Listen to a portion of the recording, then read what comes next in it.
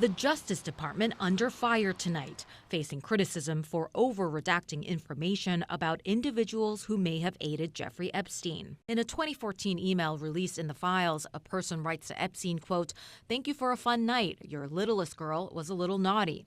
But the identity of the individual who wrote that message is redacted. And in this image of Epstein's inner circle from the files, we see associates like convicted co-conspirator Ghislaine Maxwell and Epstein's assistant Leslie Groff, but several others in the graphic are blacked out. The release files also showed numerous email exchanges that appear to describe the procurement of women. New Brazilian just arrived, sexy and cute, 19 years old. A 2013 email to Epstein reads from someone at a Paris modeling agency. That sender's name, redacted. I found at least 3 very good, young, poor. A 2018 email to Epstein reads, "Meet this one," the person continues. "Not the beauty queen, but we both likes her a lot."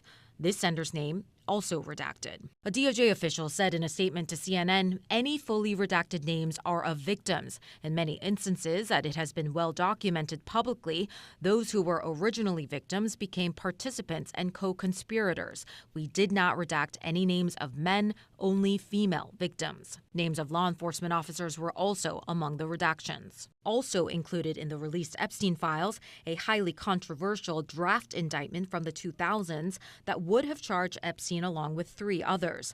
They were described as having been employed by Epstein and having conspired to persuade, induce, and entice individuals who had not attained the age of 18 years to engage in prostitution. Their names are redacted. So you have a Justice Department that's leadership cared more about protecting the men who committed these crimes than the survivors who were victims of the crime. The law that forced the DOJ to release the Epstein files mandates the DOJ to make certain redactions, such as identifying information about victims and child pornography. Some individuals who helped connect Epstein with young women were also victims. Deputy Attorney General Todd Blanche acknowledging errors were made and that his department is working around the clock to correct failures to redact victims' information. You're talking about pieces of paper that stack from the ground to 2 Eiffel Towers. And so the minute that a victim or their lawyer reached out to us since Friday, we immediately dealt with it and pulled it down, and we're continuing to do that. We knew that there would be mistakes. Epstein survivors are outraged. Publishing images of victims while shielding predators, it's just a failure of complete justice. Why should anybody come forward? Because the justice system is not going to be the justice system. MJ Lee, CNN, Washington, D.C. The Epstein files are rocking the British establishment. In the latest tranche of documents, these 3 undated photos appear to show the King's brother, Andrew Mountbatten Windsor, formerly Prince Andrew, kneeling over what appears to be a woman or girl whose face has been redacted, lying fully clothed and supine on the floor. It's unclear when or where the images were taken. No captions or context of the photographs was provided with the document release. And neither the photographs nor the email messages suggest any wrongdoing, but they are a further embarrassment for Mountbatten Windsor, who previously faced pressure to explain a 2001 photograph which showed him standing with Ghislaine Maxwell, Epstein's former girlfriend and a convicted child sex trafficker, and Virginia Giuffre, a prominent accuser of Epstein and Andrew, who died by suicide in April.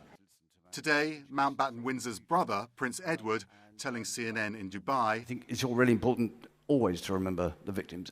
The King stripped Mountbatten Windsor of his royal titles in October and began the process to evict him from the royal estate at Windsor. Now, UK Prime Minister Keir Starmer has urged Mountbatten Windsor to testify before the US Congress. Meanwhile, the former prince's ex-wife, Sarah Ferguson, is back in the headlines for her links to Epstein.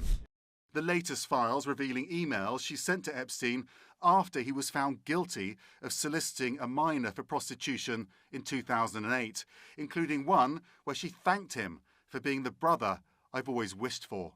And in January 2010, she wrote, "You are a legend. I really don't have the words to describe my love, gratitude for your generosity and kindness. Kiss, kiss. I'm at your service. Just marry me." In another, she complained, "It was so crystal clear to me that you were only friends with me to get to Andrew, and that really hurt me deeply, more than you'll know." Ferguson was dropped last year as the patron or ambassador to several British charities, after earlier documents showed she had called Epstein her supreme friend. At the time, a spokesperson for Ferguson said she regretted her association with Epstein. On Monday evening, Ferguson's charitable foundation, Sarah's Trust, announced it will shortly close for the foreseeable future after some months of discussion, according to the UK's PA Media news agency. The UK's former ambassador to Washington, Lord Peter Mandelson, also dragged into deeper scandal in the latest release of Epstein files. He was fired from his post in September over the scandal when US lawmakers released a birthday book compiled for Epstein's 50th birthday in 2003, in which Mandelson penned a handwritten note describing the financier as my best pal. The latest tranche of documents has revealed that in 2009, when Mandelson was business secretary, he appeared to leak a sensitive UK government document to the financier. They also show that Mandelson's partner, Reinaldo Avila da Silva, regularly received undisclosed payments from Epstein. A spokesperson for Mandelson told British media that neither the former ambassador nor da Silva has any record or recollection of receiving payments in 2003 and 2004 or know whether the documentation is authentic. Mandelson resigned from the Labour Party on Sunday and is set to quit the House of Lords on Wednesday. In his resignation, he apologised to the women and girls whose voices should have been heard long before now. CNN was unable to contact Mandelson for further comment. Max Foster, CNN London.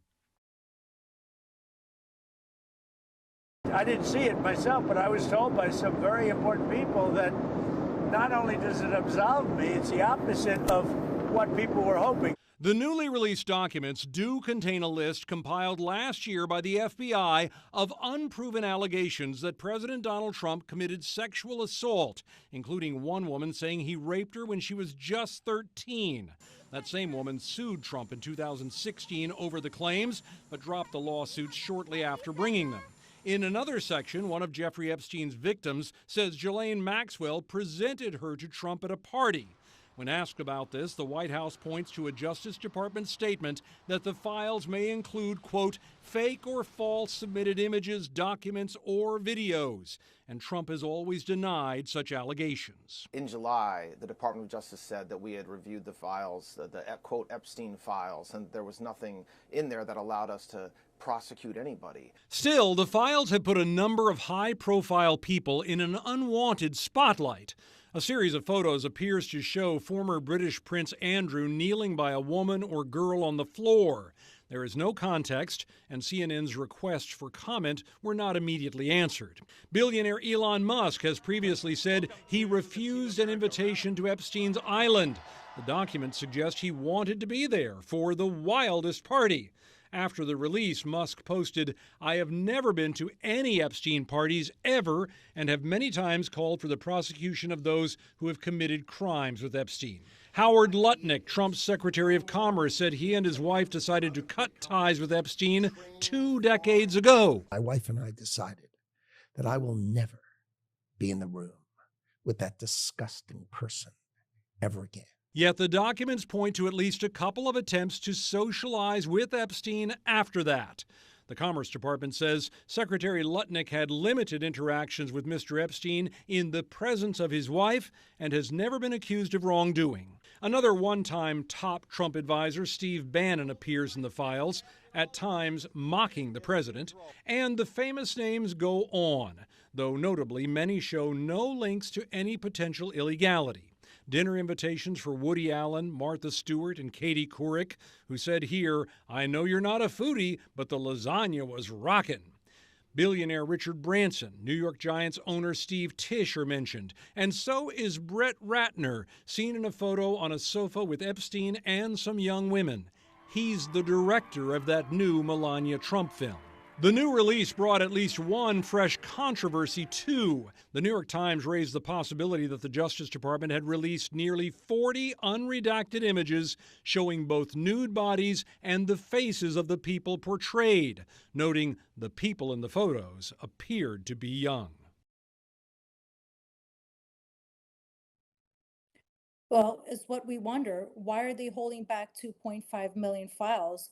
They say it's client privilege, and I guess their medical records that they can't release.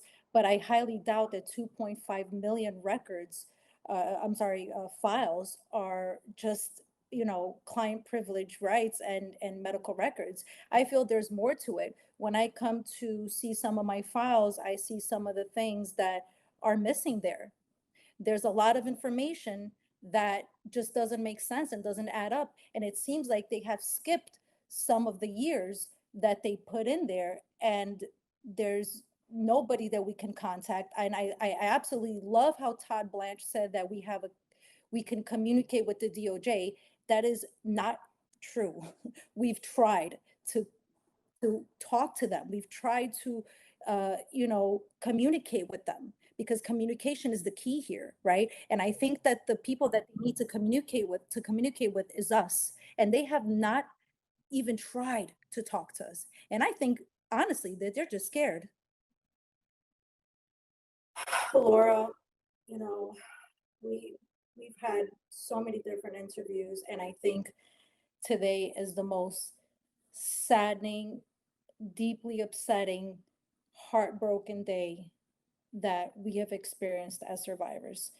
I can't help but wonder why the DOJ has once again failed us.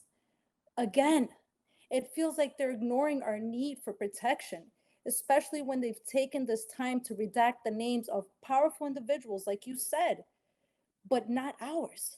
This double standard, makes it even harder for us to trust them. When I read those 6 pages of allegations that mentions our president and a lot of other prominent people, my heart just immediately stopped. Immediately, immediately. And it brings me to say, because Todd Blanche said we would not find anything, and I'm not saying that President Trump is, these accusations are real, but is the DOJ going to step up and investigate this? Because these are serious allegations. And if we can't turn to the government to help us and the DOJ, then who will?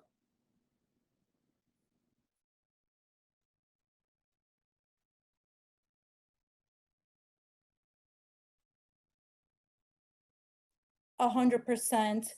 And, I have to say, not only our names were not redacted, but there are personal information out there that can hurt us.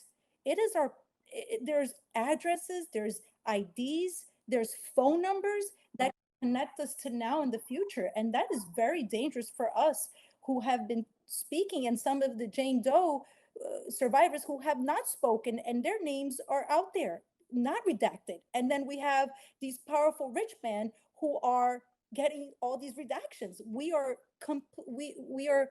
in so loss of words. We don't know what else to expect from the DOJ at this point.